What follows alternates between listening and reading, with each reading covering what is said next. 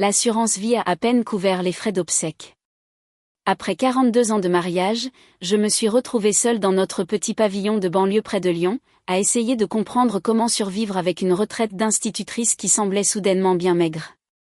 J'avais 63 ans, et, pour la première fois depuis mes 20 ans, je devais trouver un emploi.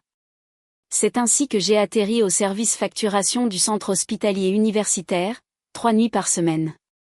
Ce n'était pas un travail glamour, mais ça m'occupait. Ça empêchait mon esprit de divaguer vers la chaise vide à la table du dîner. Mon service se terminait à 23h30, et je prenais habituellement le dernier bus pour rentrer, arrivant juste après minuit. Sauf que les horaires ont changé en septembre. Des restrictions budgétaires, disait-il. Le dernier bus partait désormais à 23h, une demi-heure avant la fin de mon poste.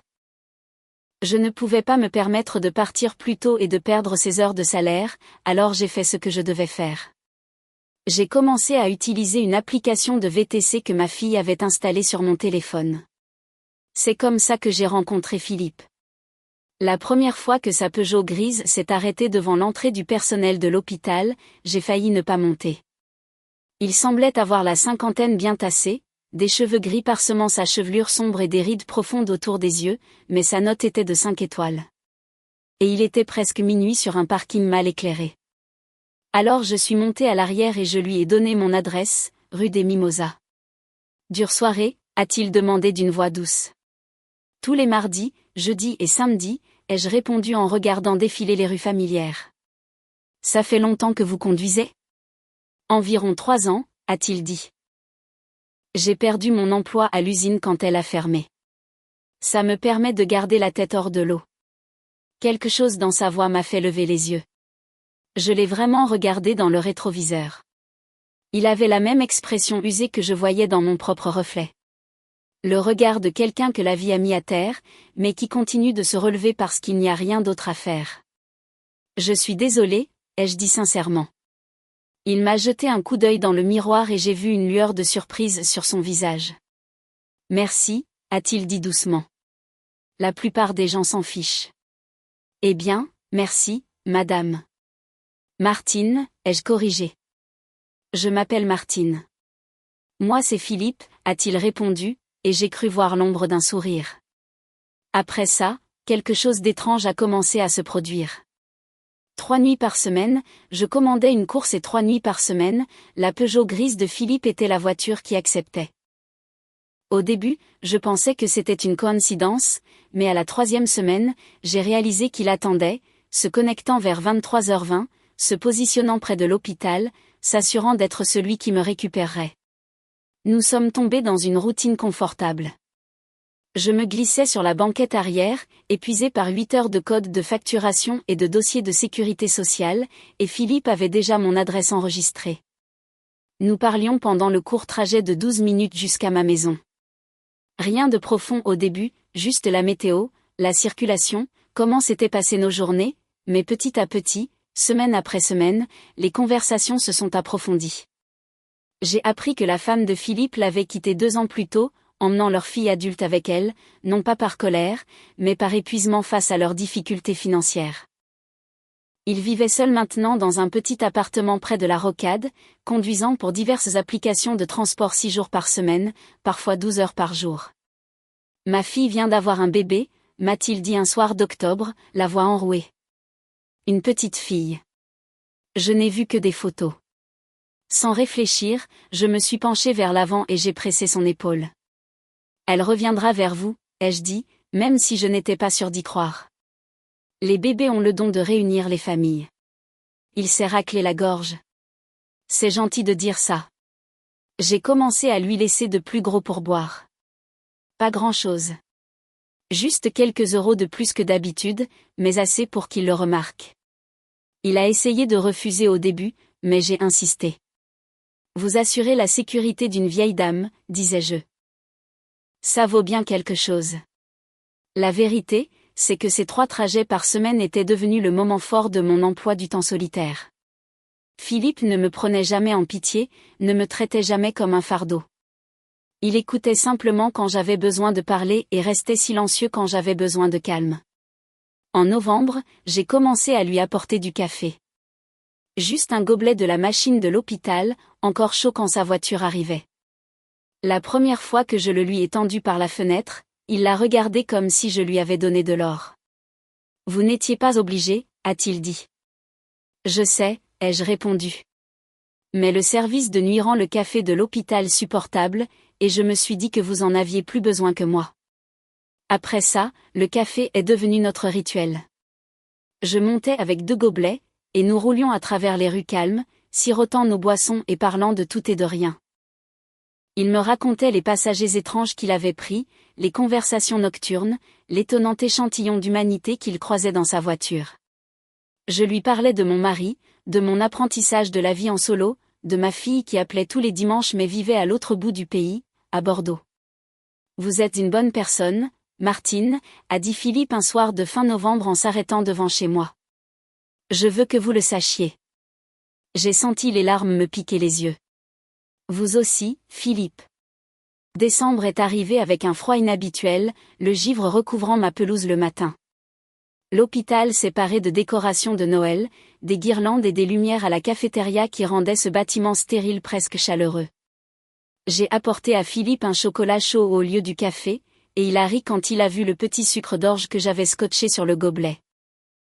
Ma femme faisait des choses comme ça, a-t-il dit doucement. De petites attentions. Je ne les appréciais pas assez à l'époque. Vous les appréciez maintenant, ai-je répondu. C'est ce qui compte.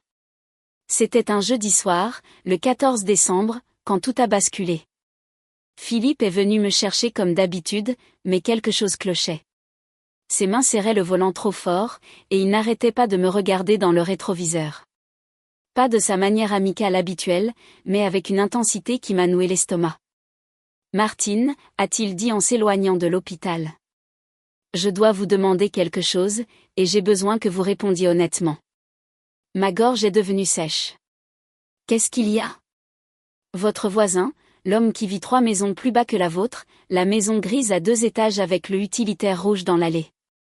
Vous le connaissez ? J'ai cligné des yeux, complètement prise au dépourvu. Thomas Bertrand ? Pas vraiment.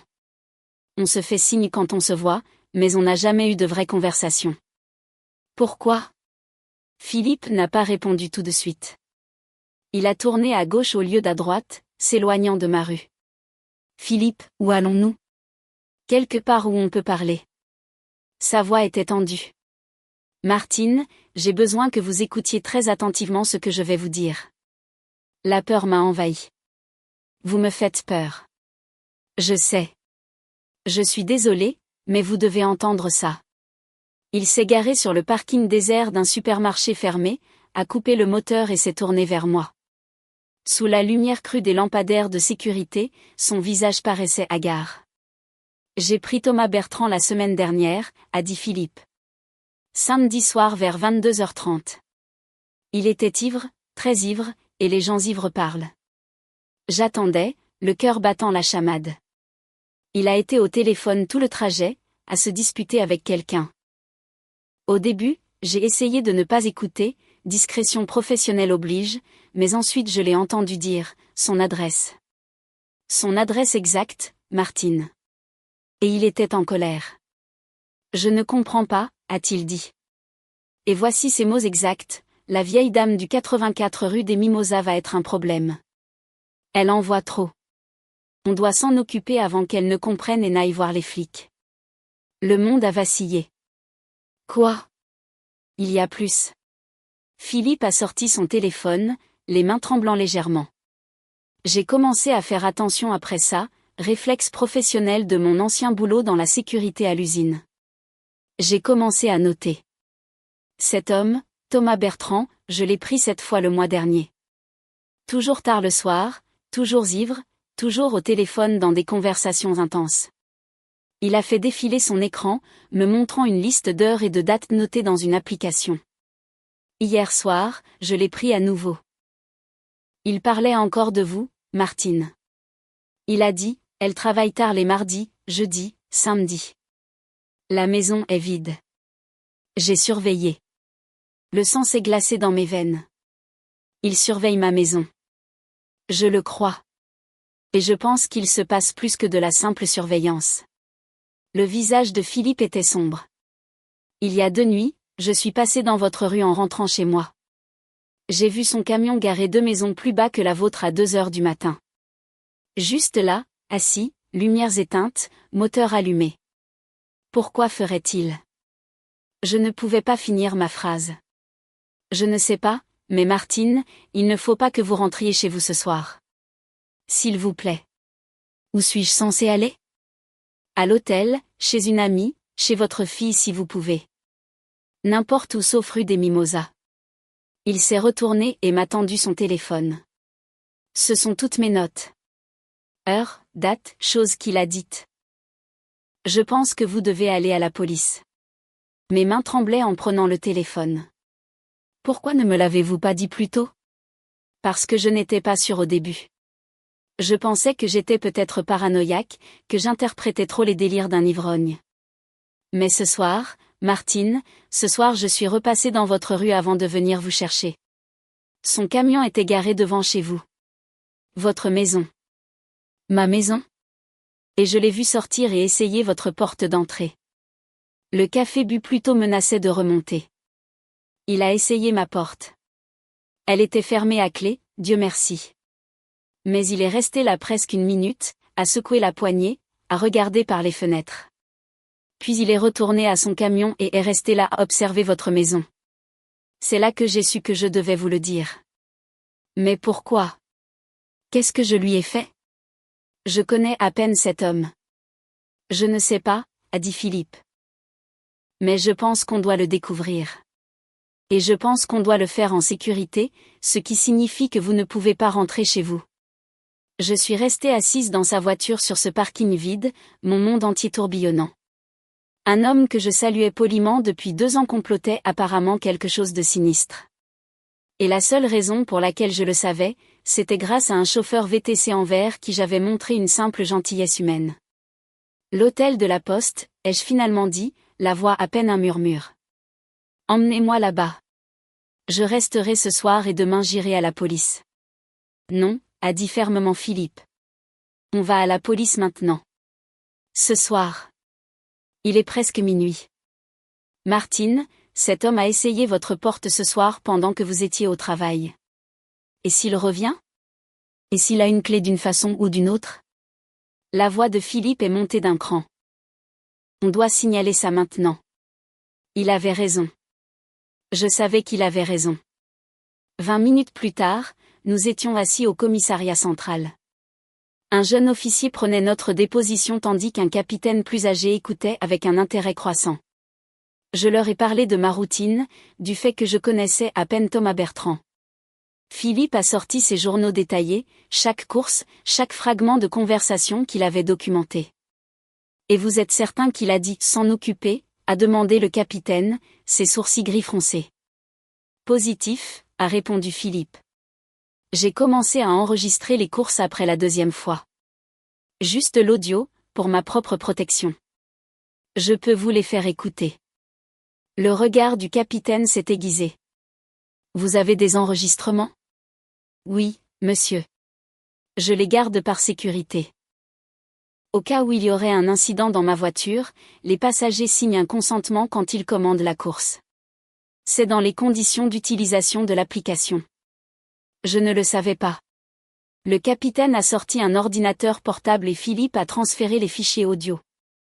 Nous sommes restés assis dans cette salle d'interrogatoire stérile, écoutant la voix pâteuse de Thomas Bertrand parler de moi, de ma maison, de « gérer la situation ». Le visage du capitaine s'assombrissait à chaque enregistrement.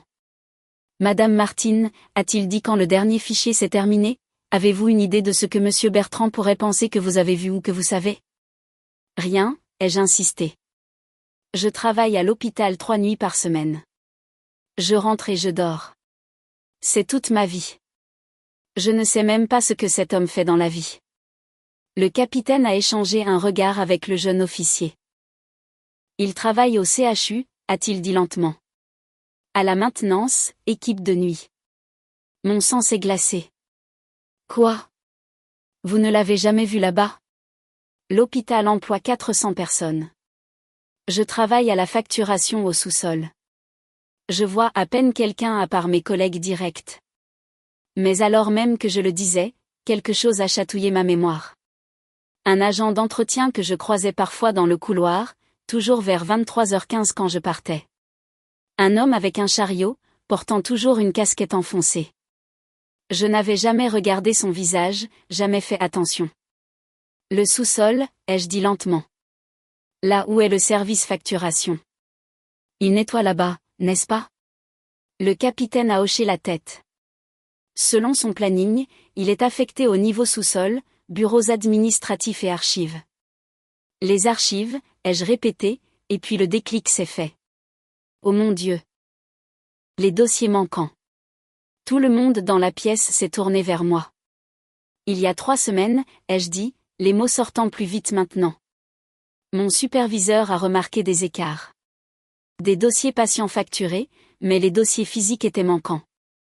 Juste des dossiers aléatoires, rien qui semblait lié. On pensait que c'était une erreur de classement, que quelqu'un les avait mal rangés. On faisait un audit, on vérifiait tout manuellement. Le capitaine s'est penché en avant. Quel genre de dossier? Des patients âgés, bénéficiaires de la CMU, des gens qui ne remarqueraient probablement pas ou ne se plaindraient pas d'erreurs de facturation. J'avais la nausée.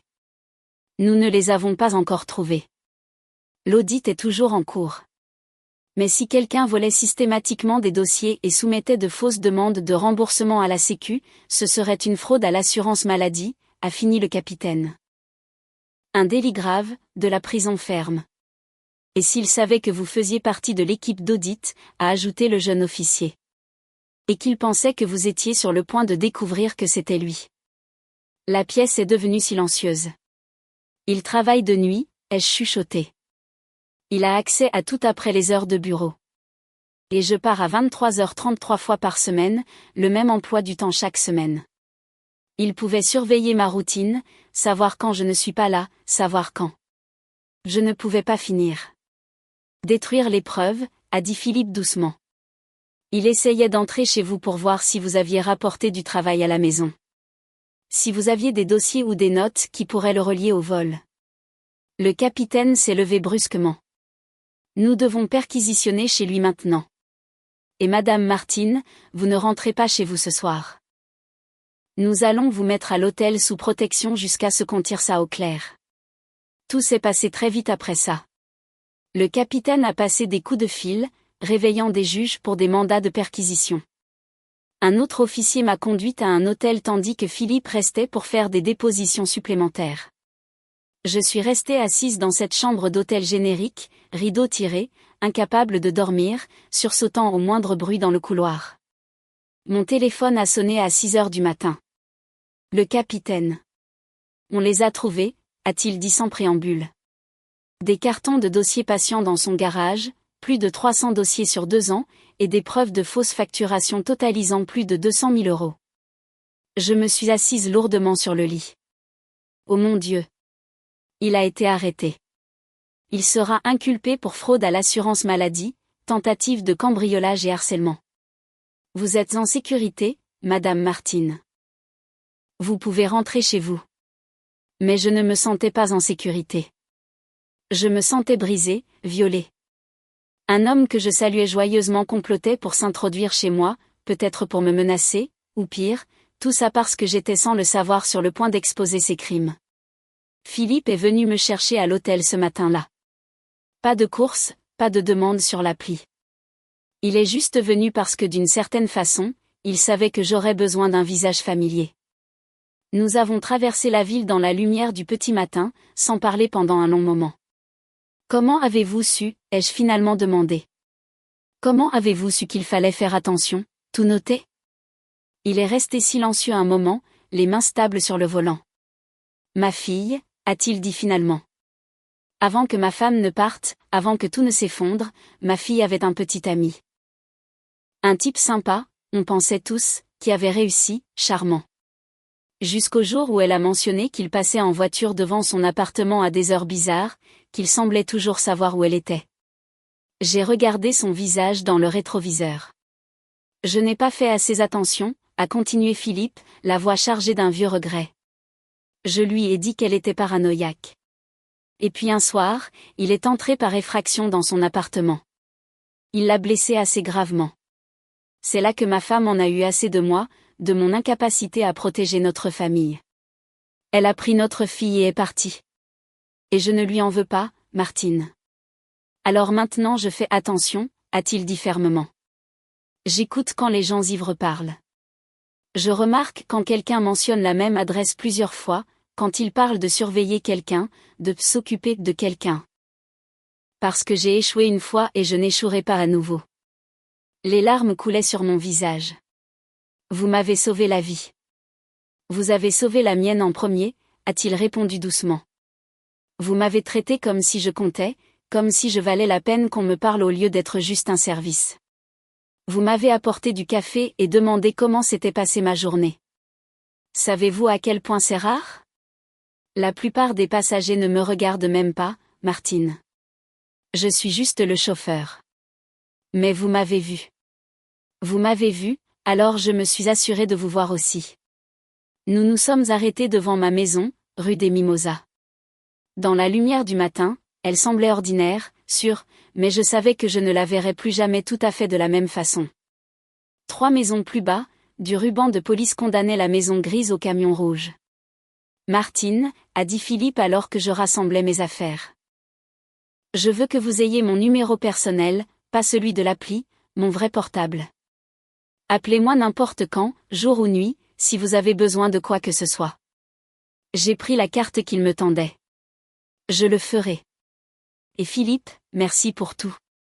Merci à vous, a-t-il répondu. Et j'ai vu que ses yeux étaient humides aussi. Pour m'avoir rappelé pourquoi ce travail compte. L'enquête de police a pris des semaines. Ils ont découvert toute l'opération de Thomas Bertrand, comment il volait des dossiers depuis plus de 2 ans, soumettant de fausses demandes pour des procédures jamais effectuées, empochant les remboursements. Mon rôle dans l'audit m'avait effectivement mise sur son radar, et ses conversations d'ivrogne dans la voiture de Philippe révélaient qu'il avait prévu de fouiller ma maison pour toute preuve que j'aurais pu emporter, puis de s'occuper de moi si je devenais trop problématique. J'ai témoigné à son procès. Philippe a témoigné aussi, ses journaux détaillés et ses enregistrements audio devenant des preuves clés. Bertrand a été condamné à 12 ans de prison ferme. À travers tout ça, Philippe a continué à me conduire au travail et à me ramener 3 nuits par semaine. Mais maintenant, je m'asseyais sur le siège avant, et nous n'étions plus juste chauffeurs et passagères. Nous étions amis, liés par les circonstances et les choix que nous avions tous deux faits d'être là pour un autre être humain. 6 mois après l'arrestation de Bertrand, la fille de Philippe l'a appelé. Elle avait entendu parler de l'affaire, lu des articles sur son témoignage. La façon dont il avait protégé une étrangère alors qu'il avait échoué à la protéger, elle la hantait, a-t-elle dit, mais d'une bonne façon, d'une façon guérisseuse. Elle veut que je rencontre ma petite fille, m'a-t-il dit un mardi soir, la voix brisée par la joie. Elle dit que c'est peut-être le moment d'essayer d'être une famille à nouveau. J'ai serré sa main sur la console centrale. C'est merveilleux. C'est grâce à vous, a-t-il insisté. Tout ça. Si vous n'aviez pas été gentil avec moi, si vous ne m'aviez pas fait sentir que j'existais, je n'aurais pas fait attention. J'aurais juste été un autre chauffeur ramenant un type bourré, ignorant ses radotages. Mais vous m'avez appris que les petites gentillesses comptent, que les gens comptent, et ça nous a sauvés tous les deux. J'y pense beaucoup maintenant. Comment un pourboire de quelques euros et un café d'hôpital ont créé un effet papillon qui a fini par me sauver la vie et guérir la famille de Philippe. Comment nous ne connaissons jamais l'impact de nos petits choix, les vies que nous touchons quand nous choisissons simplement de voir les gens comme des êtres humains dignes de respect et de gentillesse. J'ai 64 ans maintenant, je travaille toujours 3 nuits par semaine au CHU, je vis toujours dans ma petite maison rue des Mimosas. Mais je ne suis plus seule. Philippe et moi dînons tous les dimanches avec sa fille et sa petite-fille. Elle m'appelle Tata Martine. Cette famille de fortune que nous avons construite à partir de traumatismes partagés et d'une grâce inattendue. La semaine dernière, une nouvelle employée à la facturation a commencé dans mon service. Jeune et dépassée, je l'ai vue galérer avec les codes. J'ai vu ses yeux se remplir de larmes de frustration. Alors, je lui ai apporté un café le deuxième jour, je me suis assise avec elle pendant la pause, je lui ai dit que ça deviendrait plus facile. Merci, a-t-elle chuchoté, me regardant avec tant de gratitude. Vous n'avez pas idée de ce que ça signifie. Mais moi, je sais. Je sais exactement ce que les petites gentillesses peuvent signifier. Je sais comment un moment où l'on voit quelqu'un, où l'on le voit vraiment, peut changer la trajectoire d'une vie. Parce que j'ai offert du café et de la conversation à un chauffeur VTC, il a été attentif la nuit où cela comptait le plus. Et parce qu'il a été attentif, nous avons tous les deux trouvé notre chemin vers la vie. Tous les deux trouvé notre chemin pour devenir des personnes qui comptaient l'une pour l'autre. Qui que vous soyez, où que vous soyez, soyez gentils. Pas parce que vous recevrez quelque chose en retour. Pas parce que la gentillesse paie des dividendes ou que le karma tient les comptes. Soyez gentils simplement parce que quelqu'un en face de vous mène des batailles dont vous ne savez rien. Soyez gentils parce que ce petit geste, ce moment de connexion humaine authentique, pourrait être la chose qui les sauve. Ou ça pourrait être la chose qui vous sauve.